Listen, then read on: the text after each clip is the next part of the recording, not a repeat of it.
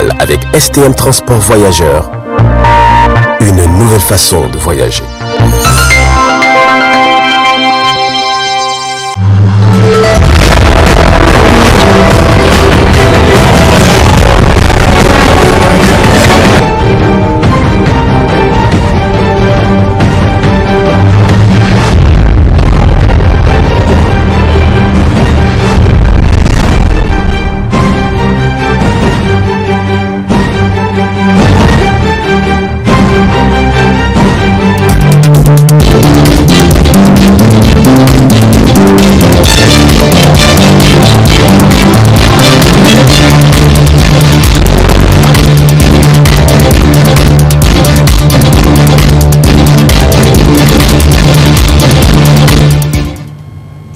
Voilà, mesdames et messieurs, bonsoir. Vous regardez la télévision Tambra, votre télé de proximité. Bienvenue à cette édition de 20h15 que j'ai l'immense plaisir de vous présenter de ce mercredi 21 septembre 2022.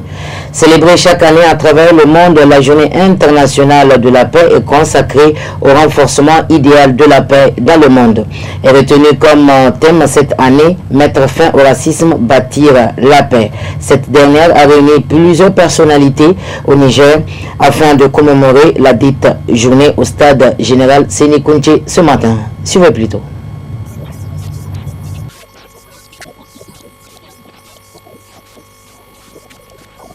En fait, sur la consolidation de la paix, l'union des gens, et aussi le thème de cette journée aujourd'hui, c'est le racisme. Donc c'est un thème qui est très important parce que, comme vous le savez, au niveau mondial, en fait, on est confronté au racisme, que ce soit entre les peuples, entre les ethnies, entre les races. Pour nous, c'est quelque chose de très important à souligner parce qu'il faut vraiment tout faire pour permettre la cohésion entre les gens, que les gens s'aiment, parce que quand il y a le racisme, ça entraîne la violence, ça entraîne la haine, et nous vraiment on est contre ça. On veut vraiment qu'il y ait la paix, surtout dans notre pays. On veut vraiment qu'il y ait la paix, l'unité, que les gens s'aiment. Vraiment, c'est ça qui est important pour nous. La guerre, c'est vraiment une des conséquences de l'absence de paix. Donc vraiment, c'est en plein dans ça, quoi. C'est en plein dans le thème. Voilà la suite de cette édition avec ce fait divers. Dans la nuit du 20 au 21 septembre 2022, des individus armés ont fait éruption dans l'université Abdou Moumouni de Niamey. Cette attaque a causé des dégâts, des importants dégâts où on déplore très malheureusement une vie. Suivez plutôt le secrétaire général de l'ONU.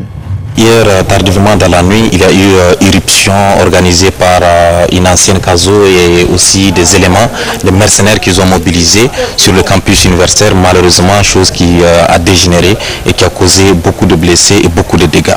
Les dispositions que nous sommes en train de prendre, nous disons que nous sommes dans un État organisé, dans un État qui a de loi, dans un État où il y a des dispositions qui sont applicables à tous et aucun citoyen ne peut en tout cas échapper à l'application des règles établies, des règles qui sont là, qui doivent s'appliquer à tous. Nous disons que les bavures, la barbarie, la vie de jungle doit s'arrêter dans le milieu universitaire et par conséquent, il va falloir que les uns et les autres sachent qu'ils sont des citoyens et aucun citoyen ne doit être au-dessus de la loi. Par conséquent, la loi, lorsqu'elle frappe, elle frappe sans pitié et nous comptons en tout cas suivre les procédures judiciaires dorénavant, que l'organisation puisse savoir qu'il y a un État qui est là, il y a des citoyens qui doivent en tout cas répondre devant les forfaitures qu'ils accomplissent. Parmi ces personnes qui ont fait irruption, il y en a qui sont dans la main de la police et que nous comptons en tout cas transférer du côté de la police judiciaire pour que la procédure puisse suivre son cours normal. Donc parmi ces éléments qui sont aujourd'hui dans les mains de la police judiciaire, il y en a qui sont des anciens éléments de la CASO qui a déposé en tout cas le bilan avant que nous soyons consacrés à la tête du comité exécutif pour exercer notre mandat 2022-2023. Les étudiants ont fait preuve d'un courage énorme, d'un courage, d'une détermination conséquente.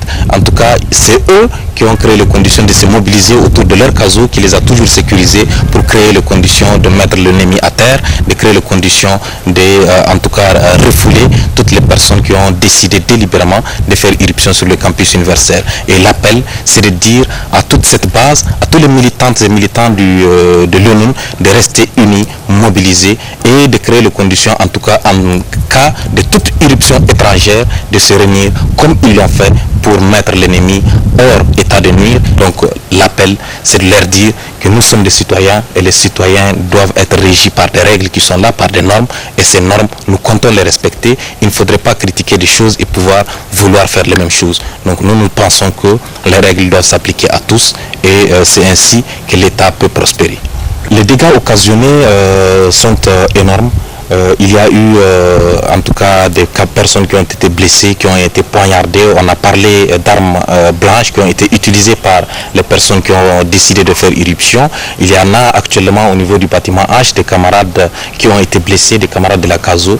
D'autres sont en train de subir des soins sur les lits de l'hôpital actuellement où nous sommes en train de parler. Et par la même occasion, hier, les mercenaires ou bien les personnes qui ont fait irruption sur le campus universitaire, quand ils étaient arrivés, ils s'étaient trouvés qu'il y avait une ambulance qui transportait un camarade vers le CHU, le centre hospitalier de Lamordé, pour qu'il soit traité parce que ses camarades étaient souffrants. Mais très malheureusement, lors de leur irruption, ils ont bloqué le passage de l'ambulance et ces camarades aujourd'hui, nous le comptons parmi en tout cas les martyrs de l'USM parce qu'il a rendu l'âme après avoir été évacué. Ces camarades, quand ils étaient venus dans un état d'ivresse caractérisé, ils se sont permis de se mettre devant l'ambulance pour en tout cas bloquer le passage de l'ambulance, chose que nous avons regrettée, que nous avons déplorée. Donc les dégâts sont énormes. En dehors de ces blessures, il y a, vous avez vu, au niveau du bâtiment H, il y a en tout cas des matériels qui ont été récupérés par la CASO. Ce ne sont pas des agissements qui ont commencé aujourd'hui, mais nous osons espérer qu'à partir de cet instant, que cela soit arrêté et que ce soit définitif. À la suite de cette édition, clôture ce 20 septembre 2022 de la 6e Assemblée Générale élective de la Fédération des associations et ONG féminines CASEI. Les moments forts de cette clôture avec notre équipe qui était sur place.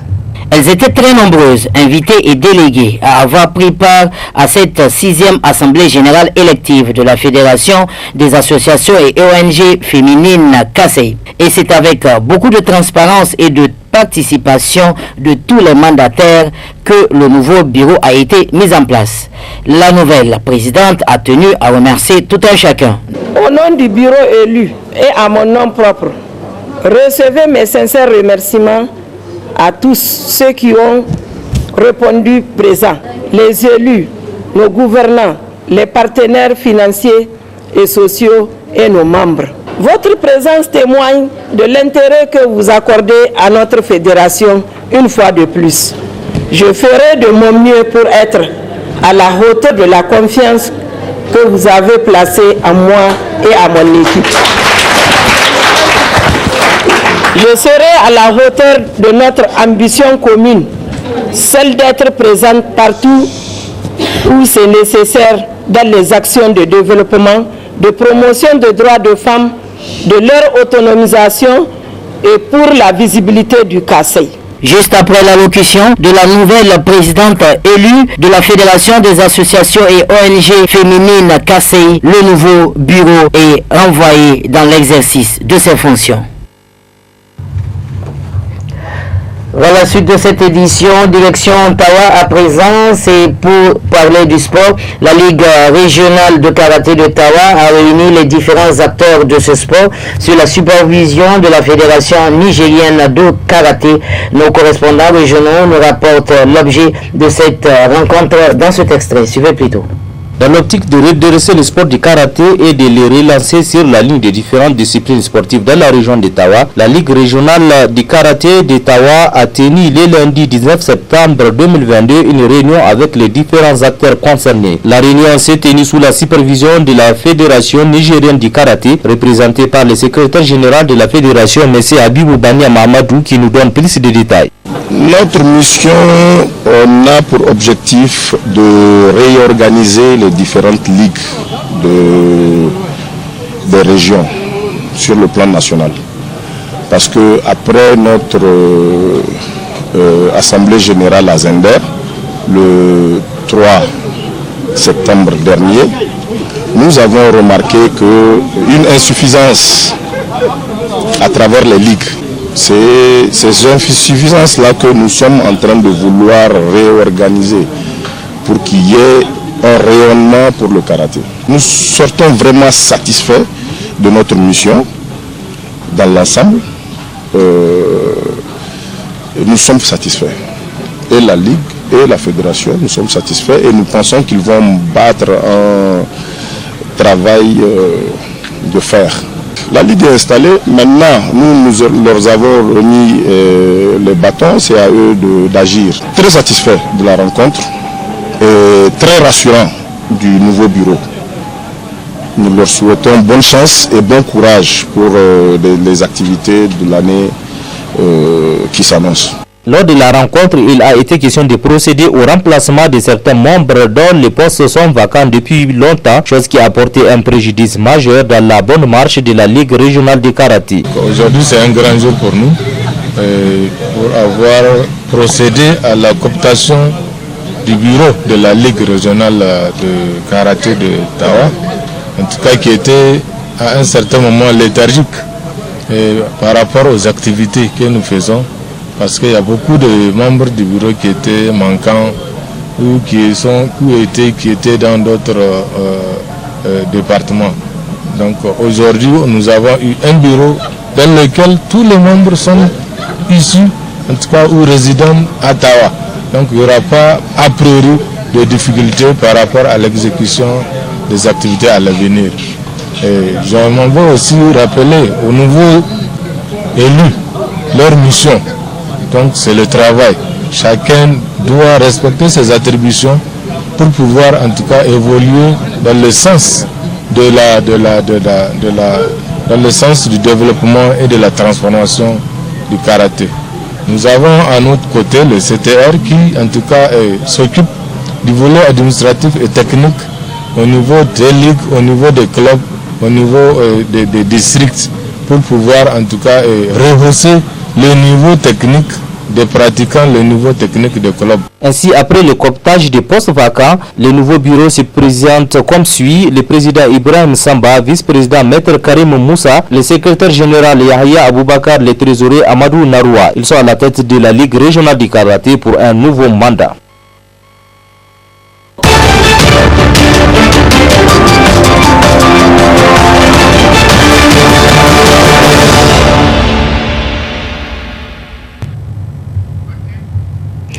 Actualité internationale à présent, un référendum est prévu pour ce vendredi dans la ville de Kherson, une ville conquise par la Russie. Pour plus de précisions, suivez plutôt ce reportage de TV5 Monde. Une ville ukrainienne dans la guerre, Kherson, actuellement sous contrôle russe, que les Ukrainiens tentent de reprendre par les armes. Il y a quelques jours encore, le QG de l'administration régionale était frappé par un missile. À partir de vendredi, les habitants seront appelés aux urnes. Référendum sur leur attachement à la Russie, voulu par son président. Je souligne que nous ferons tout pour garantir des conditions sûres pour les référendums afin que les gens puissent exprimer leur volonté. Objectif annexion, comme la Crimée en 2014. Les habitants de Kherson, déplacés par la guerre, ne sont pas dupes. Pour moi, ce n'est pas un référendum parce que ce qui s'est passé, c'est un vol de territoire. Et ce que veut faire la Fédération de Russie avec ces territoires, c'est illégal. Gennady a déménagé en août à Zaporizhzhia pour échapper au combat. Olena et ses enfants se sont réfugiés à Kiev, la capitale ukrainienne. Le référendum, il devrait l'organiser sur l'effondrement de la Russie. On n'a pas besoin de la Russie, ni dans la région de Kherson, ni ailleurs en Ukraine. Mais à Lugansk, dans le Donbass à l'est, l'une des places fortes des séparatistes pro-russes depuis 2014, tous ceux qui s'expriment sont évidemment pour le rattachement à la Russie. Voter contre, je ne vois pas qui ferait ça, mais s'il y en a, ils seront bienvenus en Ukraine. Ma génération pense que l'effondrement de l'Union soviétique était une erreur. À Lugansk et Donetsk, ce seront les deuxièmes référendums sur le sujet. Nul et non est venu, tous autant qu'ils sont, a fait savoir le président ukrainien. Suite de cette édition, actualité africaine à présent, les inondations continuent à faire des victimes au Nigeria. 20 personnes sont déclarées mortes cette semaine. Suivez cette fois-ci ce reportage de Africa News sur cette édition. Au moins 20 personnes sont mortes au Nigeria cette semaine après les pires inondations que le pays a vécues depuis une décennie.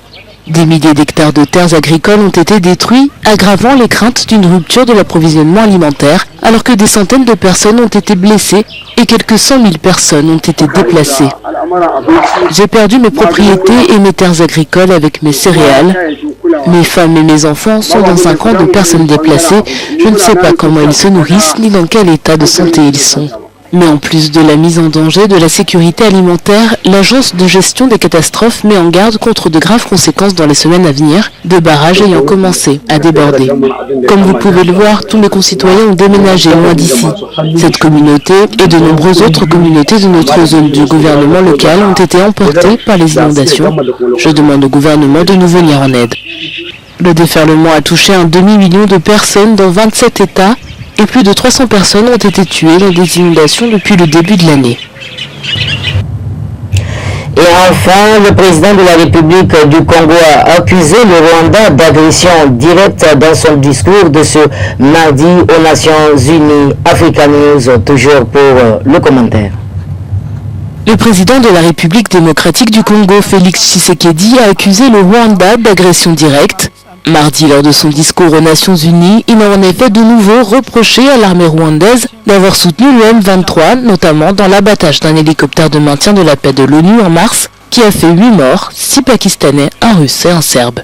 Les Nations Unies ont évité de blâmer les rebelles tout en exprimant leur inquiétude face à la résurgence du groupe. En dépit de ma bonne volonté et de la main tendue du peuple congolais pour la paix, certains de nos voisins n'ont trouvé mieux que de nous remercier par l'agression et le soutien des groupes armés terroristes qui ravagent l'Est de la République démocratique du Congo.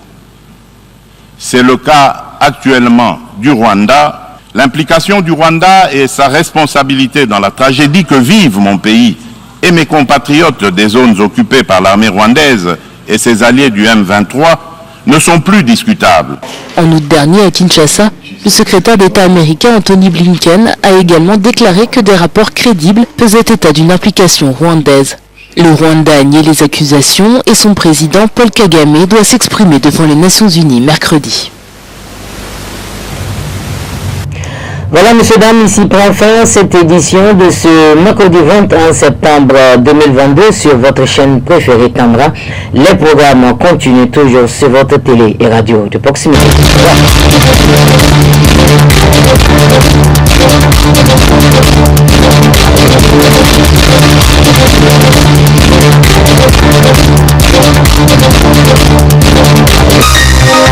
Ce journal vous a été présenté par STM Transport Voyageurs.